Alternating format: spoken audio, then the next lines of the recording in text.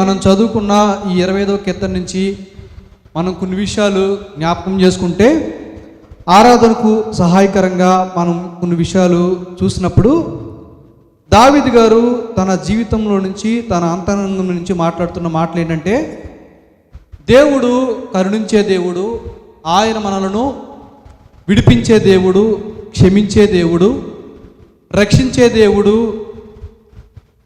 అని కొన్ని విషయాలు చెప్తూ వచ్చారు. నిజంగా ఈ మాటలు చెప్తున్న దావీదు గారి జీవితాన్ని మనం చూస్తే ఒక దేశానికి రాజుగా ఉన్న వ్యక్తి ఈ మాటలు మాట్లాడుతూ ఉన్నారు. ఒక రాజు ఈ విధమైన మాటలు మాట్లాడుతూ ఉన్నప్పుడు నిజంగా దేవుని యొక్క గొప్పతనం ఏదైతే ఉందో, దేవుని యొక్క ఔన్నత్యం ఏదైతే ఉందో దాన్ని మనం చాలా స్పష్టంగా చూడొచ్చు.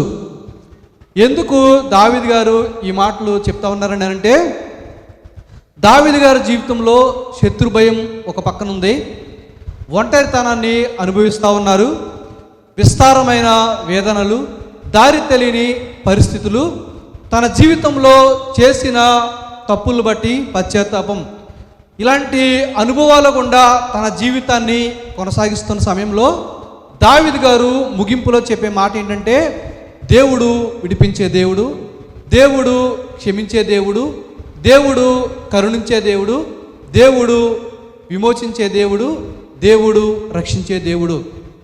నిజంగా ఆయన మాటలు చెప్తా ఉన్నప్పుడు దావీదు గారు ఎంత దేవుని ఆశ్రయిస్తే, దావీదు గారు ఎంత దేవుని ఆధారం చేసుకుంటే ఈ మాటలు చెప్తారండి. ఒకసారి మనకు జ్ఞాపకం చేసుకోవాలి. ఈ మాటలు చెప్తున్న వ్యక్తి సాధారణమైన వ్యక్తి అయితే కాదు, దేశానికి రాజుగా వ్యవహరించిన వ్యక్తి ఈ మాటలు చెప్తా ఉన్నారు. ఎంతగానో దేవుని మీద ఆధారపడ్డారో మనం ఈ మాటలు బట్టి చూడొచ్చు. తన జీవితంలో తోటి వ్యక్తులు తనని చంపాలని చూసిన పరిస్థితులు ఉన్నాయి. కుటుంబంలో సొంత కుమారుడే తన మీద తిరుగుబాటు చేసిన పరిస్థితుల్లో దావీదు గారు ఈ మాటలు తెలియజేస్తూ ఉన్నారు. ఆరాధనకు సహాయకరంగా మనం చూస్తే ఒక మాటను చూడండి. ఇదే 25వ అధ్యాయం 16వ వచనంలో మనం ఒక మాట ఉంటే చూద్దామండి. 16వ వచనం, నేను ఏకాకిని బాధపడువాడను, నా వైపు తిరిగి నన్ను కరుణింపుము. చాలండి, కరుణింపుము అనే మాట దగ్గర మనం ఆగే ఆలోచన చేస్తే, దేవుడే గనక మనల్ని కరుణించకపోతే, దేవుడే గనక కృప చూపించకపోతే మన జీవితం ఈ లోకంలో ఎప్పుడో ఉండేది కాదు. ఈ లోకంలో మన జీవితాన్ని ఎప్పుడో ముగించుకునే వాళ్ళం.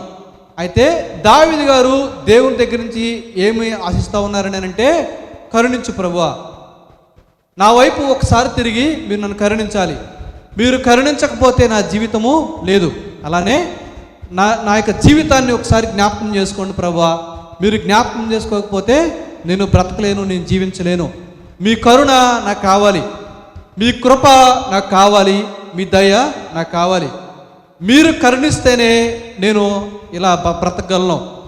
ఇలాంటి ప్రతికూలమైన పరిస్థితుల్లో కూడా, భయంకరమైన పరిస్థితుల్లో కూడా మీ కరుణ నాకు కావాలి, మీ కరుణ నాకు కావాలి. ఎందుకంటే ఒకవేళ నా జీవితాన్ని తెలిసిన వారు నన్ను కరుణించకపోవచ్చు, నా స్థితి తెలిసిన వారు నన్ను కరుణించకపోవచ్చు, నన్ను ప్రేమించకపోవచ్చు, కానీ నన్నుగా ప్రేమించేది మీరు మాత్రమే, నన్నుగా కరుణించేది మీరు మాత్రమే అని ఆయన దేవుని కరుణ కోసం వేడుకుంటా ఉన్నారు. అలానే 17వ వచనంలో మనం చూస్తే, ఇక్కట్టులో నుండి నన్ను విడిపించు. నిజంగా నా జీవితంలో ఉన్న బాధల్లో నుంచి విడిపించాలంటే మీరు మాత్రమే.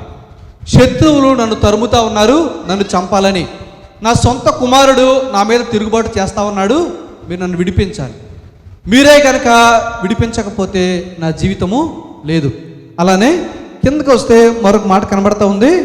18వ వచనం 2వ లైన్లో, నా పాపములన్నిటినీ క్షమింపు. నేను ఘోరమైన పాపాన్ని చేశాను, ఘోరమైన అతిక్రమములు చేశాను, చేయకూడని ఒక దుష్కార్యమైన పని చేశాను, ఈ విషయంలో మీరు నన్ను క్షమించాలి. ఒకవేళ నా జీవితాన్ని తెలిసిన వారు నన్ను క్షమించాలంటే క్షమించకపోవచ్చు, కానీ మీరు మాత్రమే నన్ను క్షమించే దేవుడు, నా పాపాలను నుండి నన్ను విడిపించే దేవుడు అని దావీదు గారు చెప్తా ఉన్నారు.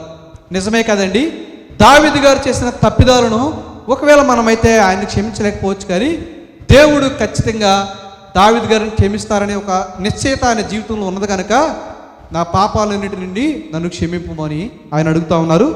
అక్కడితో ఆగకుండా ఆయన చెప్పే మాట ఏంటంటే 20 లైన్లో, నా ప్రాణాన్ని కాపాడము, నన్ను రక్షింపు. ఇప్పుడు నన్ను రక్షించాల్సింది మీరే ప్రభువా.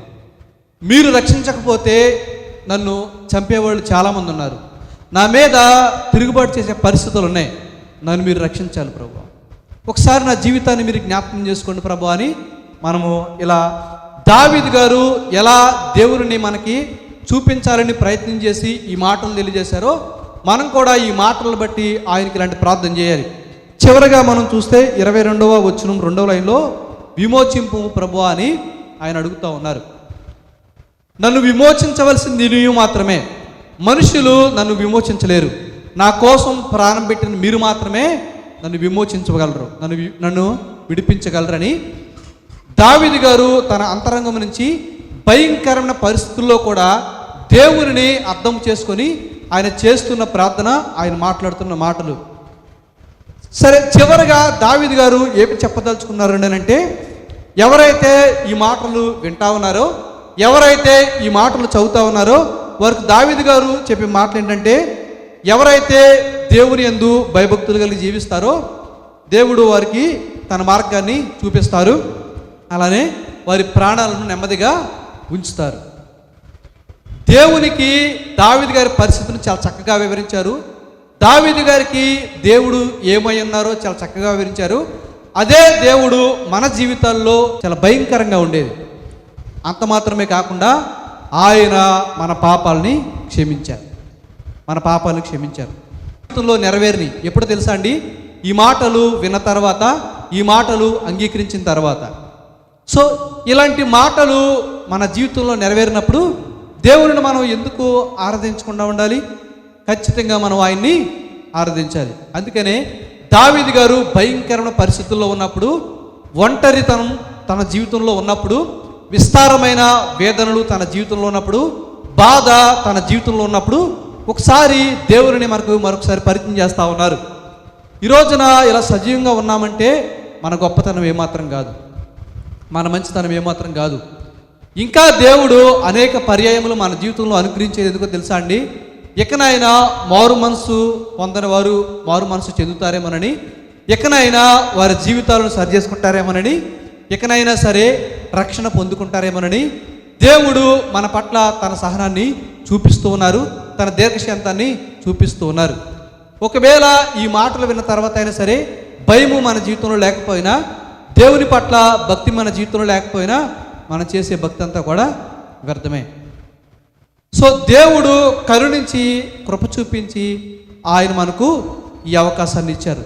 ఇంతటి గొప్ప అవకాశాన్ని ఇచ్చిన దేవుని మనం తెలుసుకున్నా సరే, ఇంతటి గొప్ప అవకాశాన్ని ఇచ్చిన దేవుని మాటలు మనం చదువుతా ఉన్నా సరే, ఎందుకు మనం దేవునికి దూరంగా బ్రతకాలి అనే మాటలు మనం వింటా ఉన్నప్పుడు మనం మన జీవితంలో నిర్లక్ష్యం ఏమాత్రం చేయకూడదు. అందుకనే చాలా స్పష్టంగా దేవుడు ఈ కీర్తన నుంచి మనతో మాట్లాడే విషయాలు ఏంటంటేనండి, దేవుడు ఆయన మనల్ని విడిపించే దేవుడు, క్షమించే దేవుడు, ఆయన మనల్ని విమోచించే దేవుడు, కరుణించే దేవుడు, రక్షణ ఇచ్చిన దేవుడు. ఇలాంటి దేవుడిని కలిగినందుకు మనం చాలా ధన్యులము. ఒకవేళ మన జీవితం కొంతమందికి తెలిస్తే వారు మనల్ని విడిపించలేరు, క్షమించలేరు, మనల్ని విమోచించలేరు, మనకు రక్షణ ఇవ్వలేరు. అలాంటి గొప్ప కార్యాన్ని సిలువలో ఆయన నీ కోసం నా కోసం చేసినప్పుడు, ఈ మాటలు విన్నప్పుడు ఇంకెందుకు దేవునిలో మనం జీవించడానికి నిర్లక్ష్యం చేస్తూ ఉన్నాము? ఇంకెందుకు దేవుని మనము సొంత రక్షకుడిగా అంగీకరించడానికి ఆలస్యం చేస్తూ ఉన్నాం అనేది మనం చాలా స్పష్టంగా జ్ఞాపకం చేసుకోవాలి. ఇలాంటి జీవితాన్ని మనం కలిగి ఉన్నప్పుడు, ఆనాడు దావీదు గారు ఏ మాటలు అయితే చెప్పారో, ఆనాడు దావీదు గారు ఎలాంటి ప్రార్థన అయితే చేశారో, మనము కూడా అలా చేయగలిగినట్టయితే మన జీవితానికి ఒక అర్థం ఉంది, ఒక పరమార్థం ఉంది. అయితే దేవుడు కరుణించి మనకి ఈ జీవితాన్ని, ఈ సమయాన్ని, ఈ క్షేమాన్ని ఇచ్చారు అన్నప్పుడు ఒకసారి ఆగి ఇలా జ్ఞాపకం చేసుకుందాం. ఖచ్చితంగా ఈ మాటను మనం జ్ఞాపకం చేసుకోవాలి. దేవుని ప్రేమ ఈ రోజున చాలామంది చులకనగా చూసేవారు లేకపోలేదు. దేవుని కరుణను, దేవుని కృపను ఈ రోజున చాలామంది అవహేళనగా చూసేవారు కూడా లేకపోలేదు. ఎందుకంటే అంటే చాలామంది పండుగ అనే దాన్ని అంతరంగంలో నుంచి చూడకుండా బాహ్యంగా వారు జరుపుకునే వాటిని చూస్తూ ఉన్నారు. అయితే ఇక్కడ ఒకసారి ఒక మాటను చెప్పాలి. సమాజానికి, సంఘానికి ఉపయోగపడే ఒక మాట ఏంటంటే, పండుగ అనే దాన్ని మనం ఎలా చూడాలి అని అంటే, 10 సంవత్సరాల క్రితం చాలా మంది స్నేహితులు నన్ను ఇలా అడుగుతూ ఉండేవారు, మీ పండగ వచ్చింది కదా, పండుగను జరుపుకునే సందర్భం వచ్చింది కదా అని అన్నప్పుడు, పండగ యొక్క స్పెషల్ ఏంటి, పండుగను ఎలా సెలబ్రేట్ చేసుకుంటున్నారు అని అడుగుతా ఉన్నప్పుడు ఆ ప్రశ్నకు సమాధానం ఏంటంటే, డబ్బు ఏ రోజు ఉంటే ఆ రోజే పండుగ. అయితే 10 సంవత్సరాల తర్వాత నుంచి ఆ ప్రశ్నకు సమాధానం మారిపోయింది. ఆ సమాధానం ఏంటంటే, ప్రతిరోజు కూడా పండుగే. పండగ అనే దాన్ని మనం డబ్బుతో పోల్చి చూడలేం. పండగ అనేది మనం వేసుకునే ఉన్నతమైన వస్త్రాలను బట్టి పోల్చి చూడలేం. పండగ అనే దాన్ని మనము తినే ఆహారాన్ని బట్టి పోల్చి చెప్పలేం. పండగ అనేది మన అంతరంగంలో నుంచి రావాలి. పండగ అనేది ప్రతిరోజు జరుపుకునేది. ప్రతిరోజు కూడా పండగే.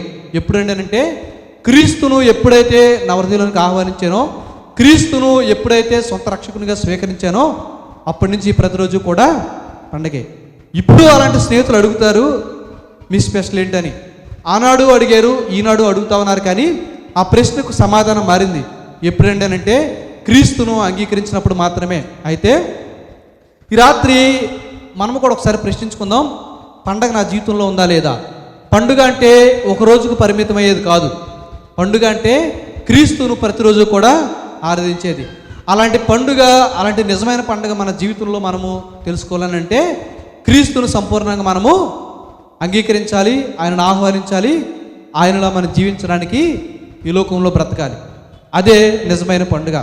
అలాంటి నిజమైన పండుగ మన జీవితంలో ఉన్నప్పుడే మన జీవితానికి ఒక అర్థం ఉంది, మన జీవితానికి ఒక గమ్యం ఉంది. అదేంటంటే, నిత్య జీవానికి చేరుకోవడం. అదే నిజమైన పండుగ. అంతేగాని వేసుకునే బట్టలు బట్టో, తినే ఆహారాన్ని బట్టో, ఉండే ఇల్లును బట్టో ఈ పండగ రాలేదండి. అలాంటి పండుగలు మన జీవితంలో శాశ్వతమైనవి కాదు. అలాంటి పండుగలకి అర్థం లేదు. ఒకవేళ మన జీవితంలో ఉన్న ఆహారాన్ని బట్టి మనం దేవుని స్తుతించవచ్చు, ఉన్న వస్త్రాలను బట్టి దేవుని స్తుతించి వేసుకోవచ్చు, కానీ లేని వాటి వరకు బాధపడి దేవునికి దూరం అయిపోయేదానికంటే ఉన్న వాటితో మనం దేవునిలో సంతృప్తి చెందడమే నిజమైన ఆనందం, నిజమైన ఆరాధన. అలా మన జీవితాలను ప్రభువులో సిద్ధపరచుకొని ముందుకు వెళ్ళిపోదాం.